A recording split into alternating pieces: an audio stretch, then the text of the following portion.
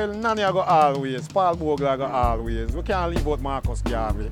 Bob, in a more recent time, kind of captivate the world. And you have the little youth here, you know, Usain Bolt, who not only just a sportman, but he's a person of public relation.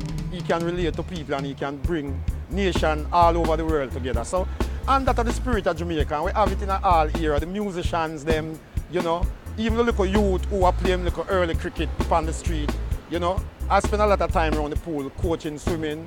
My two sons able to swim for Jamaica, play water polo for Jamaica. So there is a lot of talent in our area, and we always lift up a cap for Jamaican and be a Jamaican. But most of all, you know, we embrace Africa and its people, because Africa and its people is very wide. And this is just Jamaica is just a fling off for Africa, and this is why we are so great. Festival Jamaica. Festival Jamaica 2012 at the Maryland Complex, Buxton Road, Stratford, London E15 1SL.